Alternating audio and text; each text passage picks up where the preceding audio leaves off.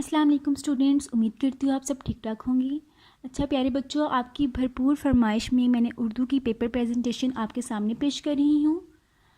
अच्छा, ये paper presentation मैंने मुख्तसर जवाबात की है। उर्दू, इस्लामियात, पाक स्टडी, कोई भी सब्जेक्ट जिसमें आप उर्दू लिखते हैं उसको आप इस तरह सॉल्व कर सकते हैं। ये पेपर प्रेजेंटेशन आप अपने टेस्ट में कर सकते हैं, बोर्ड एग्ज़ाम्स में कर सकते हैं और असाइनमेंट में। मुख्तसर जवाबात को किस तरह लिखेंगे? सबसे पहले आपने मेन सब्जेक्ट की हेडिंग देनी है। यहाँ पे जो मेन सब्जेक्ट है वो लिखें।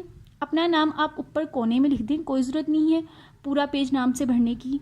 ये पेपर प्रेजेंटेशन बोर्ड एग्ज़ाम्स की भी है, तो इसीलिए जब आप बोर्ड का पेपर करेंगे तो ऊपर अपना नाम नहीं लिखेंगे। उसके लिए वो हमें एक सेपरेट पेज देती हैं, आप उसमें अपना नाम लिखेंगे। लेकिन अगर आप कोई टेस्ट कर रहे हैं या असाइनमेंट कर रहे हैं तो आप छोटा सा ऊपर अपना नाम लिखें, सब्जेक्ट की हेडिंग दें। सवाल नंबर कौन सा है? मेन सवाल।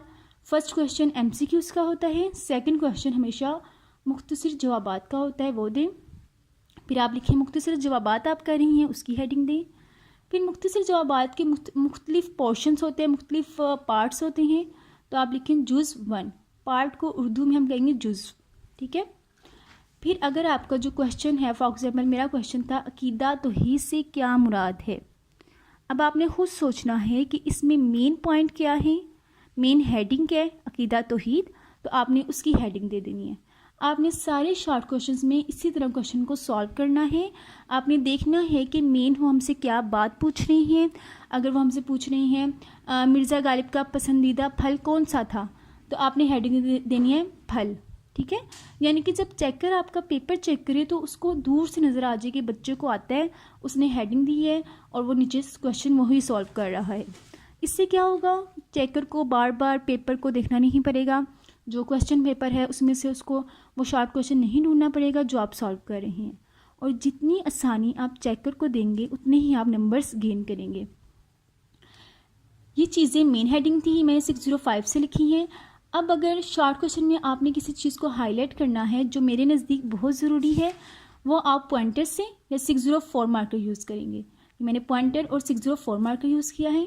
उसके बाद आपने किसी चीज़ का हवाला देना है, कुरान का हवाला देना है, हदीस का हवाला देना है, या फिर कोई भी आपने कॉल लिखना है या कोई कोटेशन लिखनी है, तो उसको लिखने का तरीका ये है। सबसे पहले आप लिखेंगे फरमाने इलाही है, या फिर आप लिख सकते हैं हदीस नबवी, या अगर आप लिख रहे हैं शेर तो आप लिख सकते हैं बकौले शायर। उसके बाद आपने यहाँ पे कुरानी आयत लिखनी है। कुरानी आयत लिखने के बाद आपने उसके नीचे इस तरह लाइनिंग करनी है। इस बात का आपने ख्याल रखना है कि जब भी आप लाइनिंग करें तो आपके वर्ड्स ख़राब ना हो। जैसे अगर मैं पूरी लाइन लगा देती तो मेरे वर्ड्स ख़राब हो जाते नीचे से, तो वो फिर अच्छा काम नहीं लगना था। फिर आपने तर्जुमा लाजमी लिखना है, ये आप 604 मार्कर से लिख सकते हैं। मैं बार बार कह रही हूँ, जो मेन हेडिंग है वो हमेशा 605 मार्कर से देते हैं, और जो सिंपल हेडिंग है, जो आम है, जो हमने थोड़ा छोटा करके लिखना है, वो 604 से। अच्छा, कभी भी कोटेशन के बाद फ़ौरन अपना क्वेश्चन ख़त्म ना करें, थोड़ा सा पेन से लिख के फिर ख़त्म करें, और ख़त्म करने के बाद इस तरह लाइनिंग कर दें।